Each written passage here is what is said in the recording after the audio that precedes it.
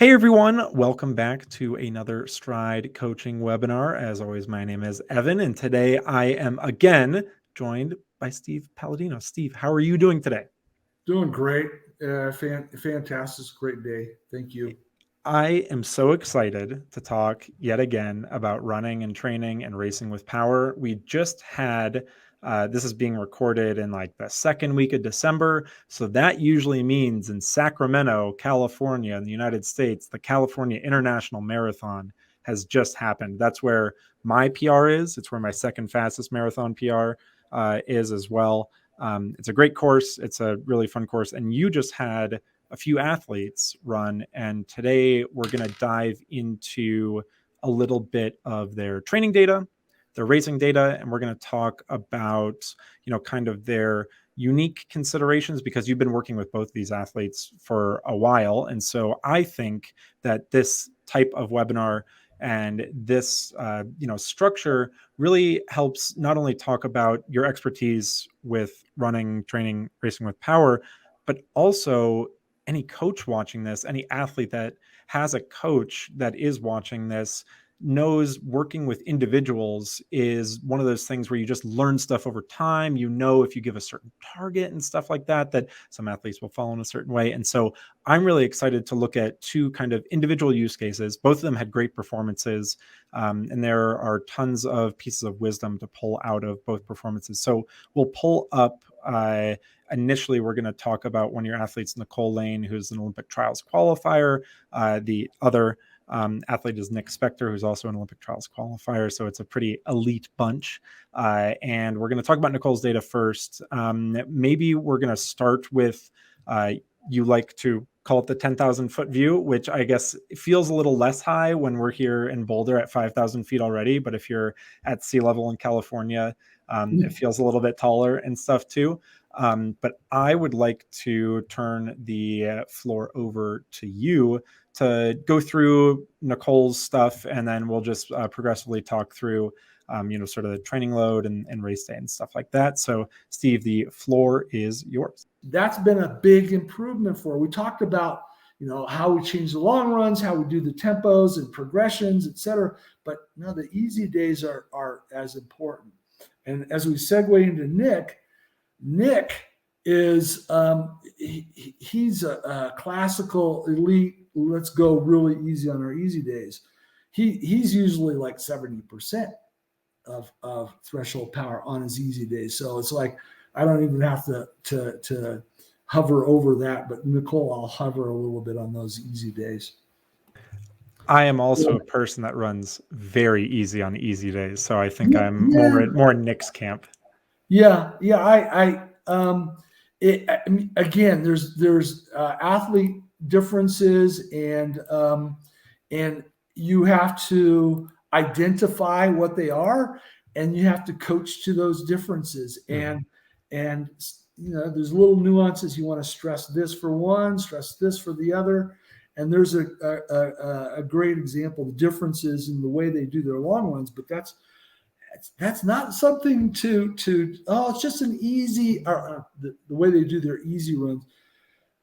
Just because it's an easy aerobic run doesn't mean it isn't important in how it's executed. Exactly. So you want to watch that. Exactly. So we have Nick's WKO dashboard pulled up now. So we already have a little bit of a frame of reference over some of the past charts that we looked at Nicole's.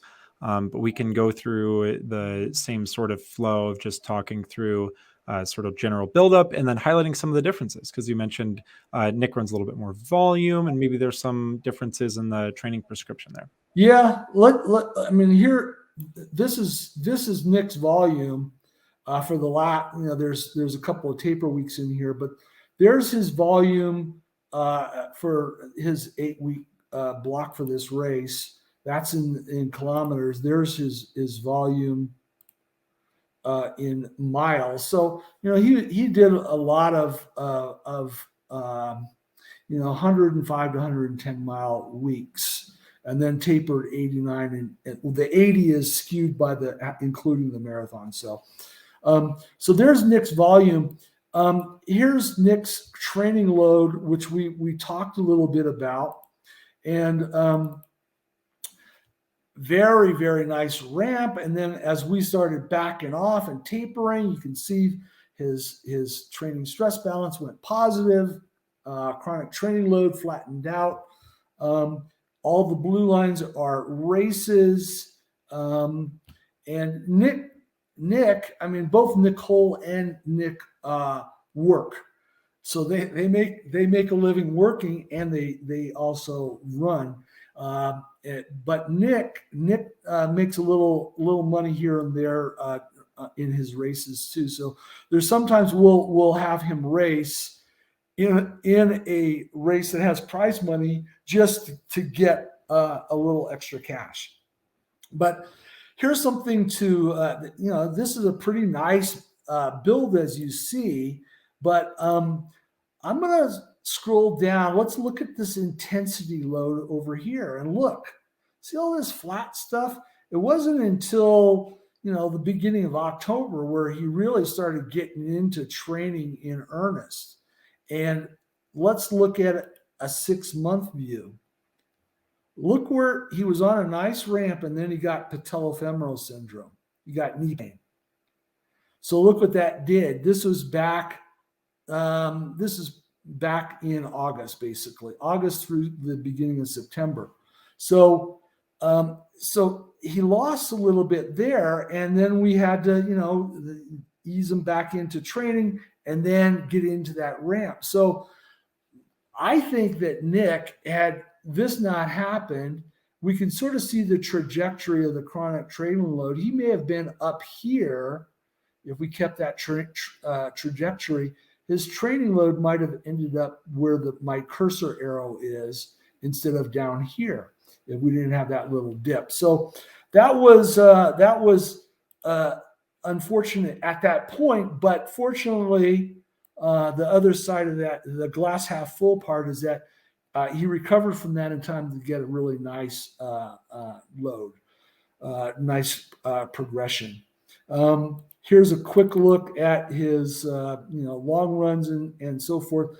This particular chart, I've got to change it over.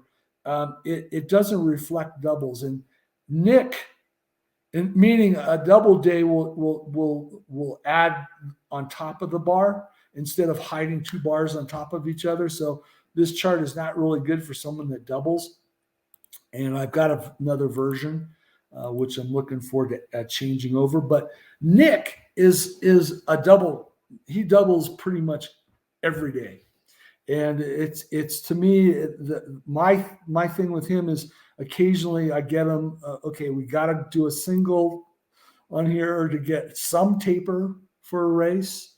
And you can also see here that again, 3 zones, because he does a lot of easy running and he doubles, his percentage at the top zone is less percentage wise. But if we looked at in terms of time, he's still getting a fair amount of time up there in zone 3, 2 hours and 8 minutes, 4 hours in that month up in zone 3. So, but by percentage wise, it looks, very skewed towards the easy running here.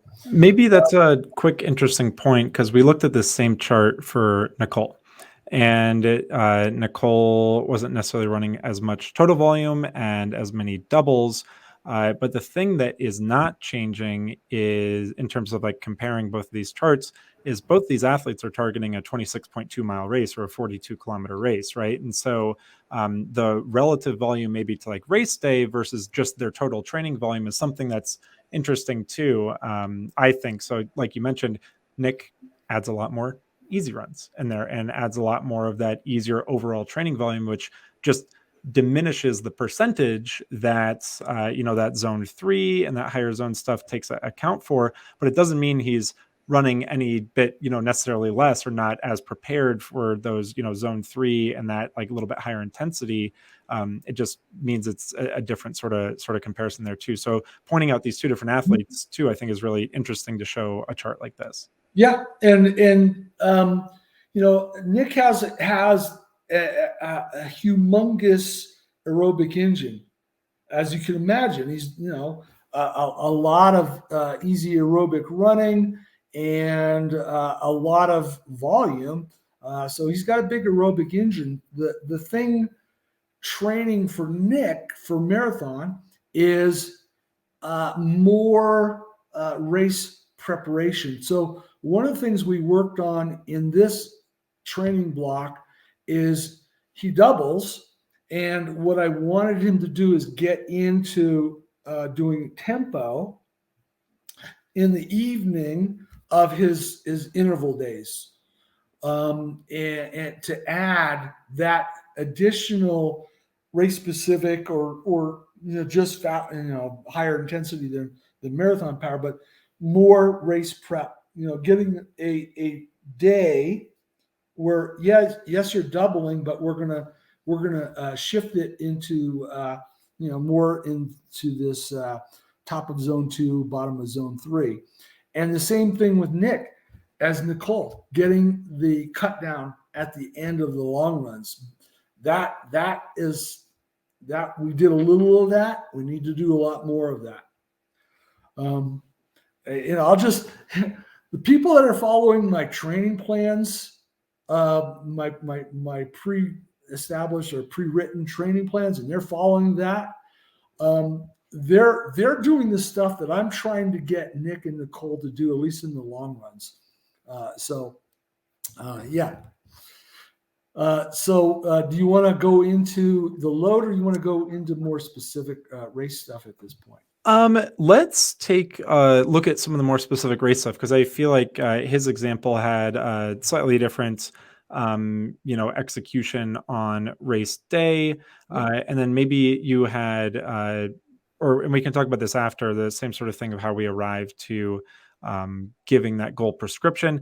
And am I correct in remembering Nick is also an athlete based in California, and he has some familiarity with this course because this is where he has run a race before on this course? Yes. Okay. He's run this a few times, and he's based in coastal Southern California.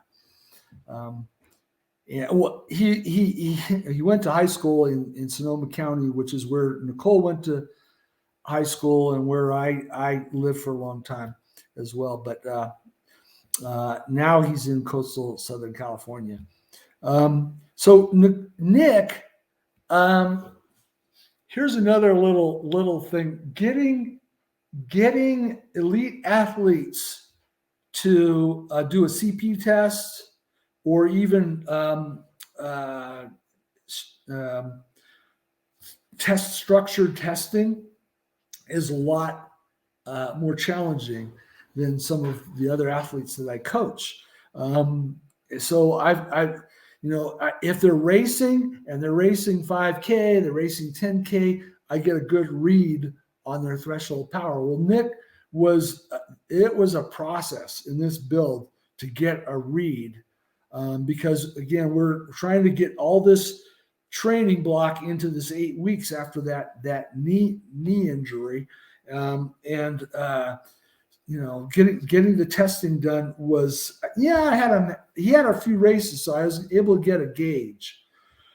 What I'm getting around to saying is that my target that I gave for Nick was a lot wider than what I gave for Nicole.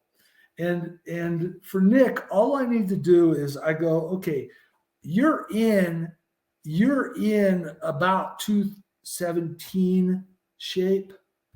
But what I think is what you do is get into the 218 group and hang there, and then see what you have in the second half.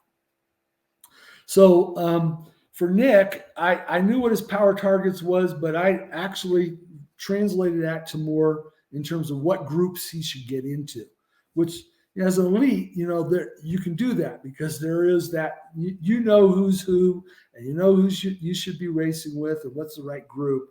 So that's how I handled Nick in terms of creating a target for him. Awesome. And then during the race, again, same course, we have a net downhill, we have a bunch of short punchy hills, and you can see how it's spiky up and down. the lines are. And I think this is actually interesting for a prescription case as well, because you told him he should hop in a pack with other runners. And as you mentioned with Nicole before, sometimes with other people racing, people will surge up a hill and you stay with the group, because you don't want to keep yo-yoing off the back, because then you'll be maybe battling extra air resistance and you have to do a little bit more extra work on the downhill or the flat section to catch back up. But for this, there isn't the, we had talked previously about the Olympic trials qualifying. The window or the time to qualify had not opened up yet, so it was not necessarily a time where it was, hey, we got to go for it, we got to run 2:17, 59 or faster. On this day, it's a hop in the group and execute a marathon and do a really good job at that. And I see that sort of reflected in here, especially in the first half, because I know how people run this course, typically of going very hard up the uphills, relaxing a little bit too much on the downhills and kind of coasting them and stuff. But then a similar sort of thing where it flattens out and those power distributions get a lot closer. So maybe we can just talk through the full race here and some of your observations as well. Yeah, well, I highlighted exactly one of those situations. You can see there's a little uphill. This is in the first third of the race. There's a little uphill section, and look where the power went. This is FTP right here, and you don't.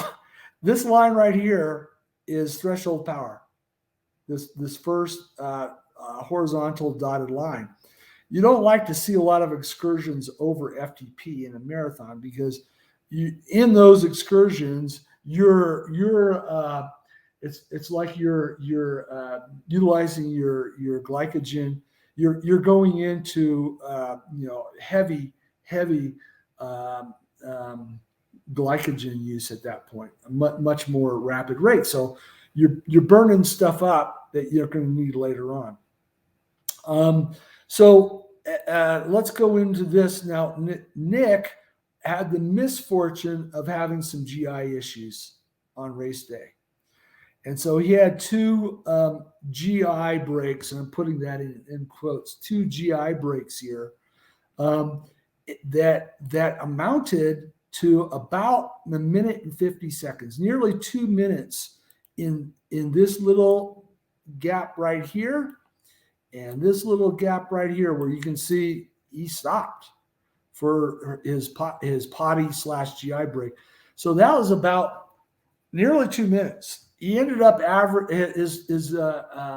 his gun time was 2:50:59, so just under 2:21. He would have been, right up near his PRs 2:18:43, had he not had the GI issues, which who knows how much that impacted this whole segment of power here. But also, you stop and you lose your group. You stop and you lose your group, and then you're running solo here, And at this point, it was like, okay, Nick runs for the Hoka Aggies, and they've got certain equipment times. In other words, you run a certain time and you qualify for this equipment package, meaning shoes and et cetera. So that became his secondary time, is just to get that time at this point in time, because he lost his group in here. So an unfortunate race because of these and the general GI issues caused him to lose his group, and he still came home. And talking to him after the race, he's going, yeah. He says I felt fine leg wise. My legs felt like I can hit that 2:17, 2:18. And what I have not done yet, I have not done this. I've not done taking that section there and looking at what his average power and what his running effectiveness was, and sort of project what, an uninterrupted race. I haven't done that little bit. But I know, and Nick knows, he's in about 217 to 218 shape, and it's not going to be much to get him to that under 217. I think on a really good day, he would have gone under 217. So Nick, because of this, he's recovering very rapidly. He was entered in Houston for the half marathon, and he just changed his race entry with the race director to the marathon. So he's going to bounce back and do the marathon, which is sort of very similar to what he did in 2019, 2020. He ran CIM, and then he wasn't. It was that bad, rainy, windy day, and it wasn't going to happen in terms of the qualifying time. So I think he pulled that around 18, and then we just got him into Houston. So he turned it around and qualified at Houston. Mm-hmm. Yeah. So we're hoping for the same sort of thing this time. Yeah. Maybe one question related to this too, and this is again, maybe not looking at just the numbers. It's not looking, at ground contact time and stuff like that. But for an athlete that comes to you, and it's very obvious to both of you that, there was a great training cycle. There was a great race despite some difficult circumstances. What do you tell an athlete who maybe is a little bit down or thinking a little bit negatively about their race performance? Do you have any words of encouragement that you've remembered you've been able to, give people in the past to kind of motivate them, to show them that, hey, you had this great training cycle and you still ran a great race, and here's some of the positives we can take away from it? Well, I think what we do is, I try to do it, both in terms of, reviewing the training leading up to it. We know what's in you. We know what the targets were. And I also try to do it with data. So that's one of the things I need to still do analytically, is go look at that first part and then show him, okay, if all this stuff didn't happen, this is what we would have ended up with. And it sort of wraps your head around it. And here's another example, not specific to Nick, but you can have, Marcello. Marcello is an athlete that was using one of my plans, and Marcello's, he's frequently in the Facebook groups, and he has some great analysis. He knows what he's doing. He ran Valencia, and Valencia was a very windy day, very gusty day, and so he missed his marathon time PR, but he set a new power PR. And so you look at that. Here's the positive. You can't control the wind on that day, but here's your power. Your power is, you set a power PR. We know what's in you. If you take that and let's look at that power data, and let's look at it with a running effectiveness instead of 0.92, it is 0.94 or 0.95 because the wind effect is not there. Then what's your time? There's a lot of different ways of taking data, analyzing, and look, okay, what could this race have been if it was run in 11 degrees Celsius instead of 18? And there's a lot of ways of looking at, hey, you didn't get what you were hoping for from the build, but this is what is in you. This is what you're capable of, if you didn't have the potty breaks, or if there wasn't wind, or if the temperature was not, just this heat wave all of a sudden, So there's a lot of ways of analyzing the data to get to what is really in you, what is the real performance.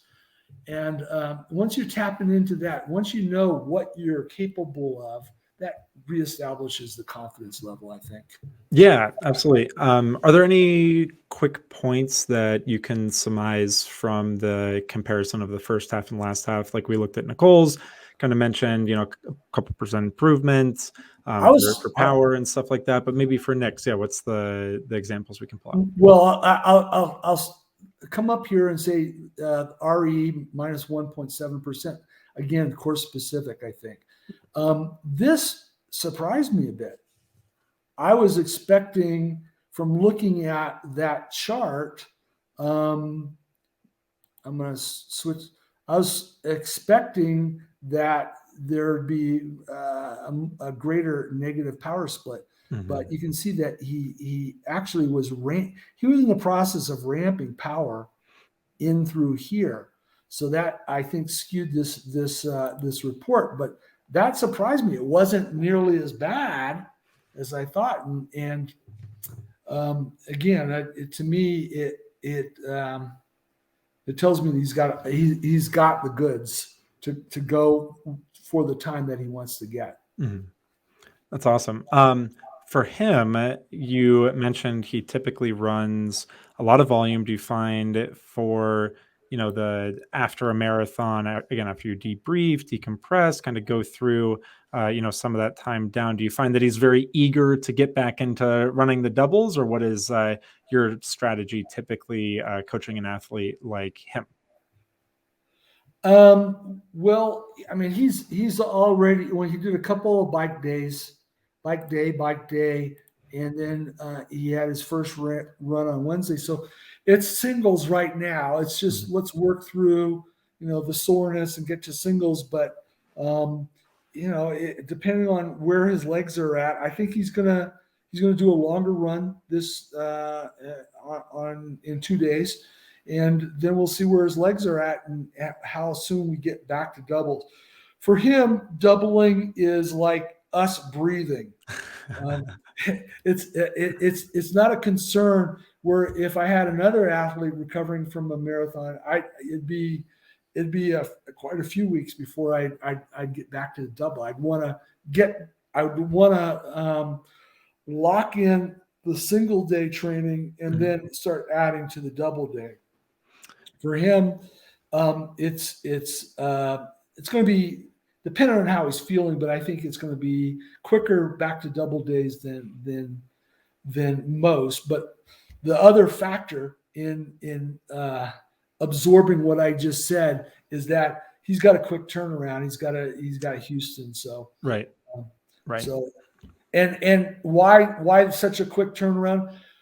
Because Nick coaches at a junior college as well as has his work.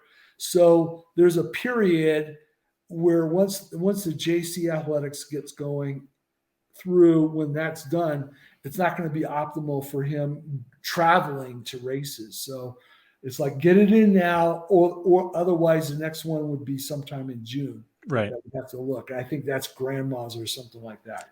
Yeah. And that totally makes sense. And again, including the different athletes' life considerations for training and racing is just another part of coaching outside of the numbers. Where can people find more information about you, your coaching, any resources, maybe groups on Facebook that people can go if they want to learn more and talk about more data like this? Well, I tend to stay mostly in Facebook as my social media, and it's Palladino Power Project is the Facebook group name. Come and take a look. In that, under the files section up top, you can scroll through, and there's a file called Article and Media Library.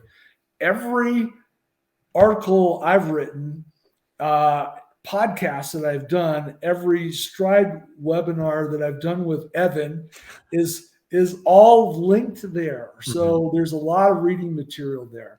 Plus, I really like to field questions, and it doesn't have to be advanced stuff. It could be beginner stuff in the Facebook group. So feel free to ask questions, but there's a lot of reading material there. Then Final Surge, I also have a presence. if you just type in Final Surge Steve Palladino, it'll bring you to where my plans are, and I sell plans there as well. Awesome. And then we'll also include links anywhere that this is posted, either in video or audio form, if people are interested, for those links as well. Steve, I want to thank you again for talking through some great marathon data. We're excited for Nicole to maybe dip her toes a little bit more into the trail stuff and then chase that 2:37, and Nick to bounce back and be able to run a good race at Houston. And we always appreciate your expertise. We will catch everybody in the next coaching webinar, which will be in about a month from now. So thank you again, Steve. Wish you, Evan, a good end of 2021, and it's almost the beginning of the 2022 racing season. Hard to believe it. Yes, real racing. Exactly. Okay, we will see everybody in the next coaching webinar. Take care. Bye-bye.